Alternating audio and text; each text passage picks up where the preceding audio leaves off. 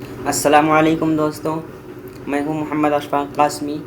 आप देख रहे हैं मेरा यूट्यूब चैनल अशफाक कंप्यूटर्स। मेरे यूट्यूब चैनल अशफाक कंप्यूटर्स में आप सभी अहबाब का खैर मकदम है।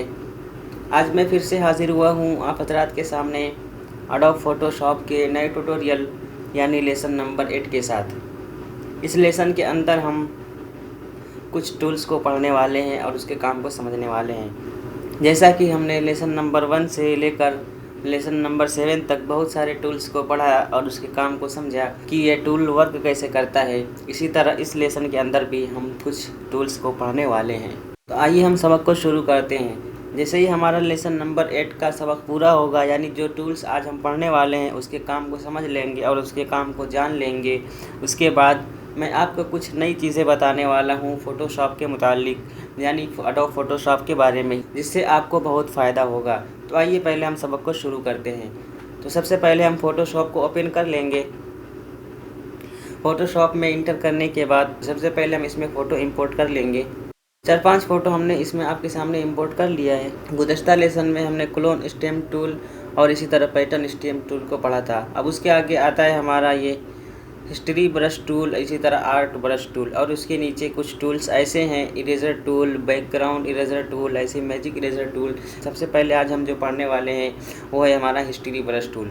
तो सबसे पहले हम इस इमेज को सिलेक्ट कर लेंगे मैजिक पेन टूल के ज़रिए। तो जैसा कि देख रहे होंगे हमने इस इमेज को सिलेक्ट कर लिया है। अब उसके बाद जो हम आज टूल पढ़ने वाले हैं वो हिस्ट्री ब्रश टूल है। तो हिस्ट्री ब्रश टूल पर जाने का दो तरीका है आपको, या तो अपने माउस के ज़रिए क्लिक कर सकते हैं या अपने कीबोर्ड से वाई बटन प्रेस करेंगे तो तब भी आप हिस्ट्री ब्रश टूल पर पहुंच जाएंगे। जैसा कि आपके सामने मौजूद है, इसका शॉर्ट की जो है ये वाई बटन है, ठीक है। इसको या तो हम माउस के ज़रिए क्लिक कर लेते हैं। उसके बाद हम यहाँ से आपको कोई पैटर्न इसमें पहले डाल के दिखाते हैं। जैसा कि हमने गुज़श्ता लेसन में पैटर्न स्टैम्प टूल को पढ़ा था, यहाँ से पैटर्न स्टैम्प टूल को सिलेक्ट करके यहाँ से कोई भी पैटर्न चूज़ कर लेंगे। उसके बाद अब यहाँ से हम अपने ब्रश का साइज़ छोटा बड़ा भी कर सकते हैं। तो जैसे कि आप देख रहे होंगे इसमें हम अगर पैटर्न ऐसे बनाना चाहते हैं तो बना सकते हैं बिल्कुल आसानी से। उसके बाद इसके बनाने का फ़ायदा ये होगा कि जैसे कि आपके पास कोई बैकग्राउंड हो, उसको अगर ख़त्म रिमूव करके ऐसा कोई सिंपल सा बैकग्राउंड लगाना चाहते हैं तो भी लगा सकते हैं। और आप देख रहे होंगे जैसा कि अभी ये बैकग्राउंड जो हमने लगाया हुआ है, इसमें पैटर्न डाला हुआ है, तो इसका मतलब कलर जो है बहुत डार्क हो रहा है। तो अब यहाँ पर आपके सामने प्रॉपर्टी बार एक होगा, इसमें कैपेसिटी वाला खाना, उसके आगे एक और है, दोनों में 100-100 नंबर हो रहा है। तो अब यहाँ से इसको कम भी कर सकते हैं, थोड़ा सा दोनों को कम कर लेंगे। मैंने इसको कंट्रोल आल्ट जेड से बैक किया है। अब जैसे ही उसका नंबर कम करने के बाद अब फिर से बनाएंगे तो देख रहे होंगे ये बिल्कुल हल्का हल्का सा बन करके आपके सामने ट्रांसपेरेंट होकर के आ रहा है, यानी वो कलर बिल्कुल हल्का हल्का ज़ाहिर हो रहा है आपके सामने। अब जैसा हमने ये पैटर्न बना दिया, अब अगर आप हिस्ट्री ब्रश टूल का काम देखना चाहते हैं तो हिस्ट्री ब्रश टूल का काम ये है कि जैसा कि हमने ये पैटर्न इसमें बनाया हुआ है, अब अगर आप चाहते हैं तो हिस्ट्री ब्रश टूल के ज़रिए जैसे ही आप सिलेक्ट करेंगे इस पर तो भी वही प्रॉपर्टी बार आपके सामने ओपन होगा। हिस्ट्री ब्रश टूल जैसे हम सिलेक्ट करेंगे तो सब ये सारे टूल्स जो अभी हम पढ़ रहे हैं फ़िलहाल, ये सारे ब्रश से मुताल्लिक है, यानी सबका जो काम है ये ब्रश के मुताल्लिक ही है। तो जैसे इस पर क्लिक करेंगे तो वो आपके सामने ये माउस का पॉइंटर, कुछ माउस का शेप जो है ऐसा हो जाएगा। अब यहाँ से इसके साइज़ को छोटा बड़ा भी कर सकते हैं, तो आप इसका साइज़ छोटा बड़ा भी कर सकते हैं। यहाँ पर पी बटन जो होता है उसके बाद जो लेफ़्ट ब्रैकेट और राइट ब्रैकेट होता है उसे छोटा बड़ा कर सकते हैं। अब देख रहे होंगे हिस्ट्री ब्रश टूल का काम ये है कि जैसे हमने ये पैटर्न इसमें डाला हुआ है, अगर आप इसको इसके ज़रिए अगर रिमूव करना चाहते हैं तो जैसे ही आप इसको ऐसे पर क्लिक करेंगे तो ये अपने फ़ोटो को जो जिस हालत में पहले था वो उस हालत में इसको ला सकता है। तो हिस्ट्री ब्रश टूल का काम ये होता है कि इसके ज़रिए आप जो भी पैटर्न अगर कोई भी बैकग्राउंड में हो, अगर उसको आप रिमूव करना चाहते हो तो इसको ज़रिए आप पैटर्न कोई भी डिज़ाइन अगर खुद से डाले हुए हों, उसके बाद अगर आप इस रिमूव करना चाहते हैं उससे तो उसको रिमूव कर सकते हैं। उसके अलावा जो इमेज हमने यहाँ से सिलेक्ट किया हुआ है, अब मैं इसको यहाँ से पहले सिलेक्ट में आकर के इसको इन्वर्स करूँगा। और आपको मालूम है कि इन्वर्स करने से ये होता है कि जो हम अभी देखेंगे तो ये हमारा इमेज नहीं बल्कि ये इमेज के बाहर का यानी बैकग्राउंड वाला हिस्सा सिलेक्ट है। अब मैं चाहता हूँ कि ये इमेज हमारा सिलेक्ट हो जाए ताकि मैं इसको मूव करके एक जगह से दूसरी जगह ले जा सकूँ। तो यहाँ से सिलेक्ट में आकर के इन्वर्स करेंगे। इसका शॉर्टकट जो है आपका शिफ्ट प्लस कंट्रोल प्लस आई बटन है। आप अगर अपने कीबोर्ड से शिफ्ट प्लस कंट्रोल प्लस आई बटन प्रेस करते हैं तब भी आपका ये इन्वर्स हो जाएगा। हम इस पर क्लिक कर लेते हैं। उसके बाद ये फ़ोटो देख रहे होंगे हमारा ये इन्वर्स हो चुका है। अब मैं इसको मूव करके मैं चाहता हूँ इसको दूसरे बैकग्राउंड पर ले जाना। तो मैंने ये इमेज यहाँ से एक लाया हुआ है, अब मैं इस इमेज को उठा करके ला करके इस पर रखूँगा। तो इमेज मैंने इसमें ला दी। अब मैं इसको शिफ्ट के साथ छोटा कर रहा हूँ थोड़ा सा। अभी फ़ोटो हमारा जो इमेज जो है बहुत बड़ा आ रहा है, तो मैं इसको शिफ्ट बटन के साथ छोटा कर रहा हूँ। अगर शिफ्ट नहीं दबाएंगे तो देखिए, शिफ्ट ना दबाने का क्या नुकसान होगा कि आपका फ़ोटो कभी ऐसा होगा कभी ऐसा होगा, तो ये फ़ोटो जो है आपका ख़राब हो सकता है। इसलिए शिफ्ट बटन दबाएंगे तो ये चारों तरफ से बिल्कुल छोटा होगा और आपके फ़ोटो का शेप ख़राब नहीं होगा। इसलिए शिफ्ट बटन दबा करके ही छोटा करेंगे जब भी किसी इमेज को छोटा करेंगे। तो उसके बाद जितना भी रखना हो आपको उतना बड़ा रख लेंगे इसको। अब मैं दिखाता हूँ आपको हिस्ट्री ब्रश टूल का काम क्या होता है। जैसे आप देख रहे होंगे अभी ये तो ऐसा तो लग रहा है कि ये फ़ोटो कहीं से मूव करके ला करके यहाँ पर इस फ़ोटो के इसमें ये जो फ्लावर का जो ये आपके पास ये गार्डन कह लीजिए या फिर कुछ भी कह लीजिए, जो खेती होती है फ्लावर की, तो उसमें जैसा लग रहा है कि ये इस इमेज को कटिंग करके यहाँ पर मूव करके रखा गया हुआ है। लेकिन अब हिस्ट्री ब्रश टूल का काम देखेंगे तो कितनी सफाई से ये काम करता है। तो हिस्ट्री ब्रश टूल पर जैसे हम क्लिक करेंगे उसके बाद यहाँ से ब्रश का साइज़ बहुत बड़ा हो रहा है, इसको हम थोड़ा छोटा करेंगे।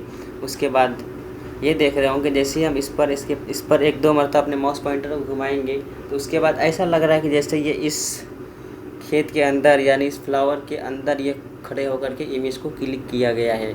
ऐसा नहीं लग रहा कि ये फ़ोटो यहाँ से कहीं से ला करके एडिट करके इसमें सेट किया हुआ है। इसी तरह आप किसी भी इमेज को ला कर कहीं से कहीं भी सेट कर सकते हैं, या किसी भी बैकग्राउंड में उसको अगर मैच करना चाहते हैं, वहाँ से ला करके मर्ज करना चाहते हैं उसमें, तो उसमें उसको आराम से ले करके लगा सकते हैं। इसी तरह अब इस इमेज को मैं फिर से यहाँ से मूव करता हूँ, किसी दूसरे बैकग्राउंड में मैं लगाना चाहता हूँ इस वाले में, तो मैं इसको यहाँ से जूम कर लूँगा। इसके बाद ये भी इमेज हमारा बहुत बड़ा आ रहा है, इसको शिफ्ट के साथ मैं छोटा करूँगा। अब उसी इमेज को मैंने फिर से ला करके यहाँ पे इसमें इस बैकग्राउंड में रख दिया। अब मैं फिर से हिस्ट्री ब्रश टूल पर जाऊँगा और फिर से इसी तरह हम यहाँ पर ऐसा कर देंगे तो ऐसा लग रहा है कि देखिए इसके अंदर खड़ा होकर के इस इमेज को क्लिक किया गया है। तो हिस्ट्री ब्रश टूल का काम यही होता है कि आप किसी भी इमेज को कहीं से पहले उसको मैजिक ड्राइंग टूल के ज़रिए सेलेक्ट करके उसको किसी बैकग्राउंड पे अगर सेट करना चाहते हो तो लगा देंगे।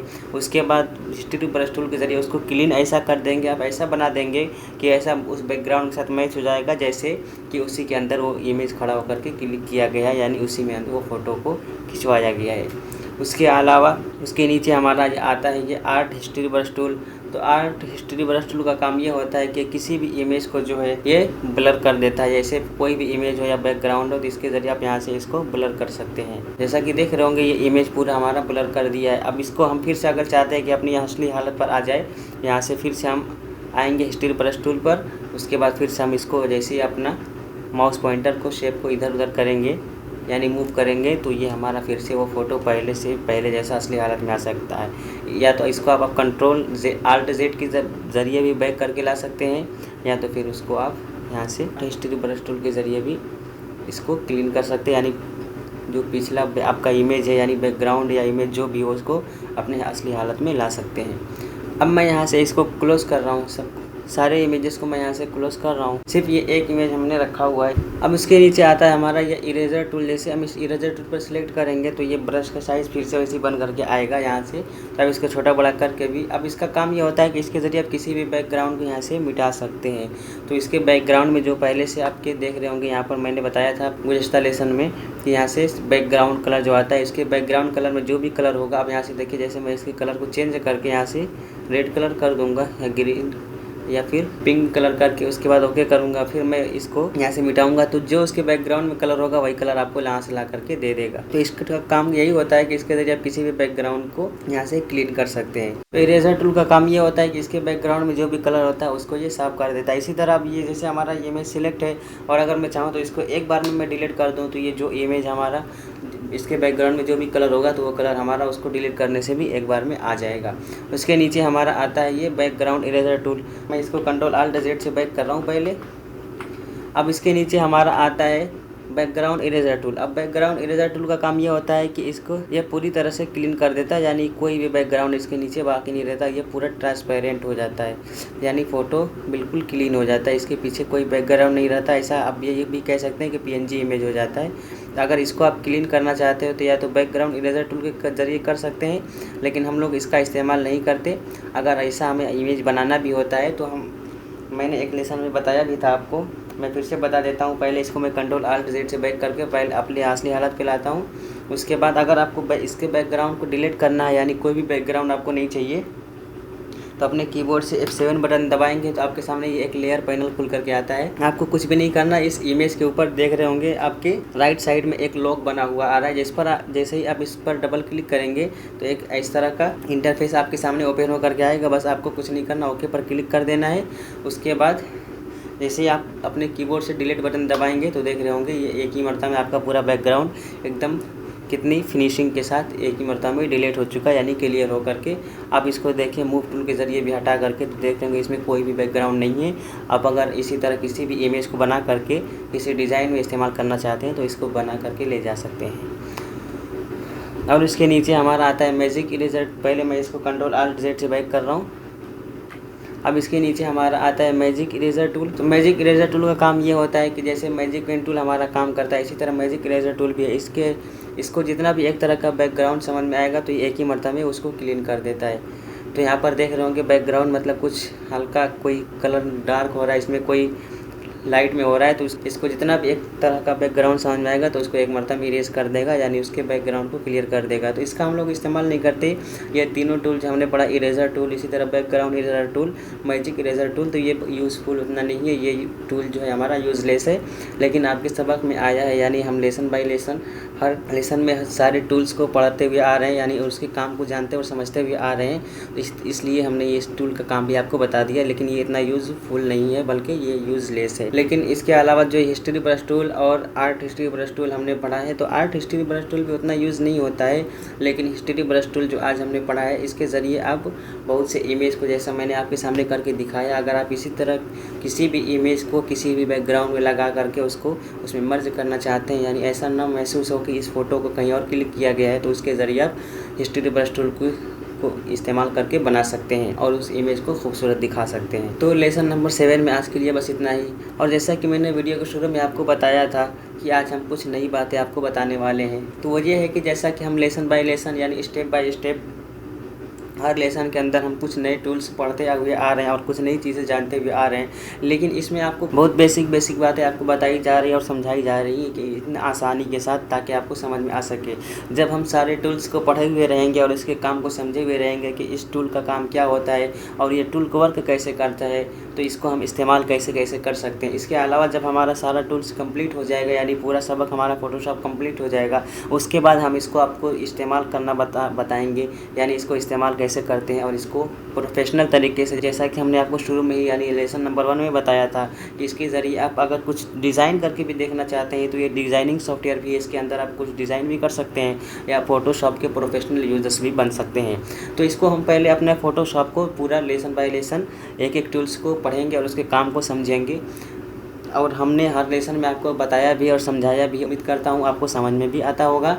और अगर आपको कोई डाउट रहता है तो कमेंट करके भी पूछ सकते हैं और मालूम कर सकते हैं। और अगर आपको वीडियो पसंद आती हो तो लाइक कर दिया करें। जैसे ही हमारा लेसन पूरा मुकम्मल हो गया, यानी फ़ोटोशॉप मुकम्मल होगा, तो हम बहुत कुछ इसके ज़रिए बना करके देखेंगे और आपको प्रोफेशनल तरीके से यूज़ करना बताएंगे। जैसा कि हमने लेसन नंबर 1 में हमने आपको बताया था कि अगर आपने फ़ोटोशॉप सीख लिया तो फ़ोटोशॉप के एक्सपर्ट बन जाएंगे। तो उसको हम पहले लेसन बाय लेसन सीख लेंगे, पूरा हर टूल से काम को समझ लेंगे, उसके बाद तो इस काम को हम समझेंगे। तो उम्मीद करता हूँ जो मैं आपको बताता हूँ और सिखलाता हूँ आसानी के साथ, बिल्कुल बेसिक बातें अभी, ताकि आपको बिल्कुल आसानी से समझ में आ सके, तो आपको समझ में आती होंगी। अगर मेरी ये वीडियोस आपको पसंद आती हो तो प्लीज़ लाइक किया करें। और अगर आपको कोई डाउट हो या फिर अगर आप कुछ और मालूमात हासिल करना चाहते हो या कुछ पूछना चाहते हो तो आप कमेंट बॉक्स में कमेंट करके भी मालूम कर सकते हैं। तो लेसन नंबर 8 में आज के लिए बस इतना ही।